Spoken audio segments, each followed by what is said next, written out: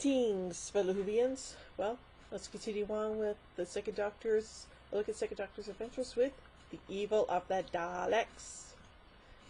In 1966 London, the Second Doctor and Jamie watch helplessly as the TARDIS is loaded onto a lorry and driven away from Gatwick Airport.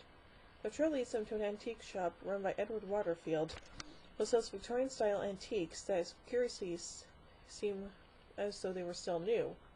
Waterfield is being coerced by the Daleks, who appear in a secret room of his shop through a time machine and exterminate his meanest employee, Kennedy. Investigating the store, the Doctor and Jamie succumb to a booby trap that gasses them and are dragged into the time machine by Waterfield.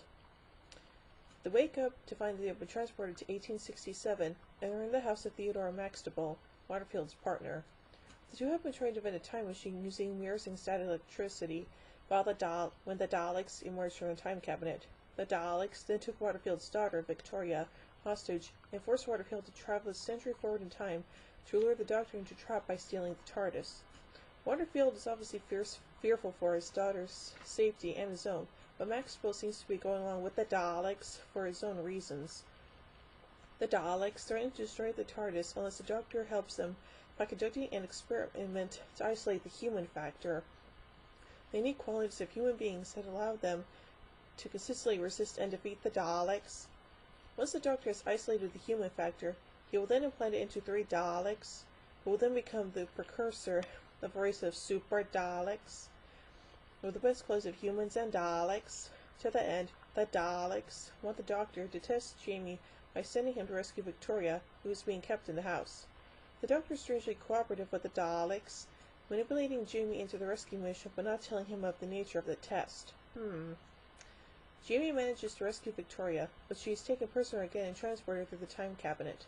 The Doctor, observing how Jamie accomplished the rescue, distills the human factor, but continues to harbor suspicions that there is more to the experiment than just this. Once the human factor is implanted in the 3 Daleks, they become completely human in personality and seem almost childlike, but the Doctor says their mentalities will mature quickly. This was the Doctor's intent all along, that the human factor will lead to human Daleks that will be friendly to humanity. He christens the 3 Alpha, Beta, and Omega, but they soon return through the time cabinet to Skaro, the Daleks' home planet.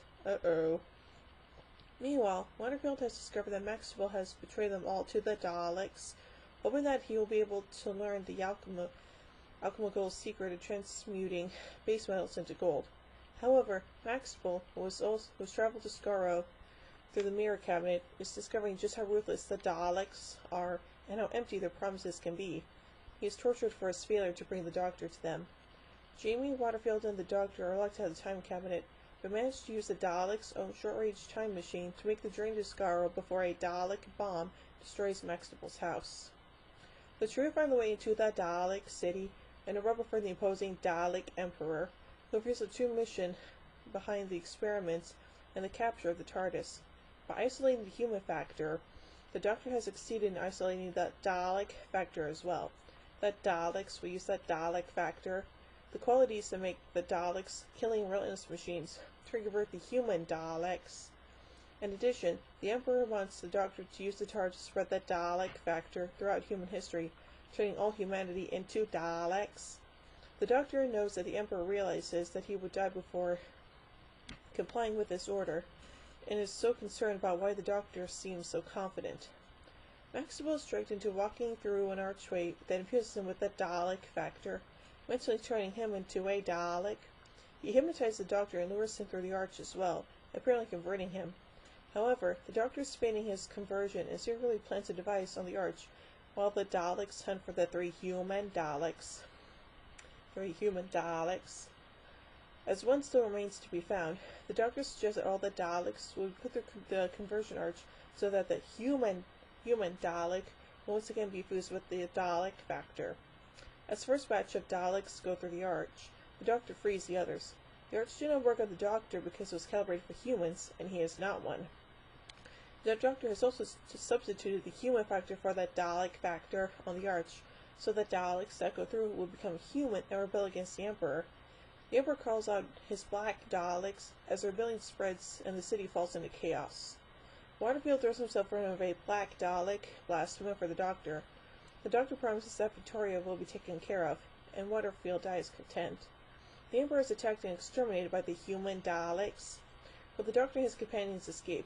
Maximo rushes back into the exploding city, screaming the everlasting glory of the Dalek race. The Doctor tells Jamie that they will be taking the now orphaned Victoria along on their travels. Jamie, Victoria, and the Doctor watch the Dalek city in flames from the top of the hill as the Civil War continues. The Doctor pronounces that this is the end of the Daleks, the final end. Whew, that's a lot of pretty heavy stuff, huh? Anyway, let's look at some continuing to production elements of this story. Excluding Earth, the Doctor's journey to Skaro via Time Cabinet is one of the first times that the Doctor returns to an alien planet visited in a previous story. Mirrors were later used again to build a time machine in the 2008 episode Turn Left. Fans have suggested that this story is the final Dalek story in the context of Dalek history, though as with much in Doctor Who fandom, this is debatable. The FASA Doctor Who role-playing game supported this view, placing the story state 143,350 years in the future of Gallifrey's present. A scene cut from the script of the third Doctor serial Day of the Daleks might have stated that the rebellious Daleks of the serial were destroyed, however, establishing that evil was not the last Dalek story. The story of the humanized Daleks is followed up on in the Doctor Who magazine comic strip Children of the Revolution, featuring the Eighth Doctor and his companion Izzy.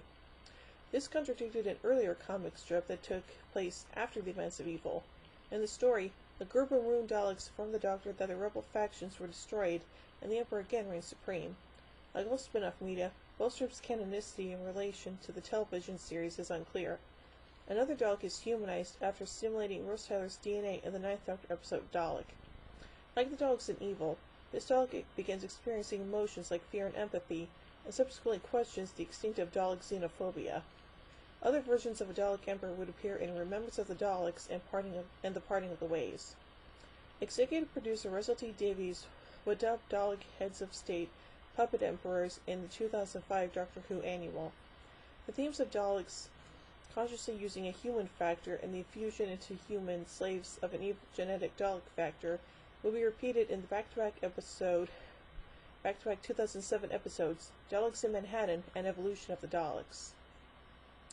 Patrick Troughton only appears in the pre-film insert scenes for the fourth episode as he was on holiday. Likewise, Deborah Watling only appears in a pre-film scene in episode 3. John Bailey, who played Edward Waterfield, had previously appeared in Sensorites and will later appear in The Horns of Nimon. Annette Wills and Michael Craze were contracted up to episode 2 of The Evil of the Daleks to appear as Polly and Ben. However, it had been decided during the previous serial that the characters would be dropped. Consequently, both actors had their contracts paid up and were released after episode 2 of The Faceless Ones. This story was wiped from the BBC's archives in the late 1960s. Episodes 1 to 6 were wiped in August 1968, and episode 7 was wiped in September 1969. Only episode 2 remains, and a tele-recording found at a car boot sale that returned to the archive in May 1987.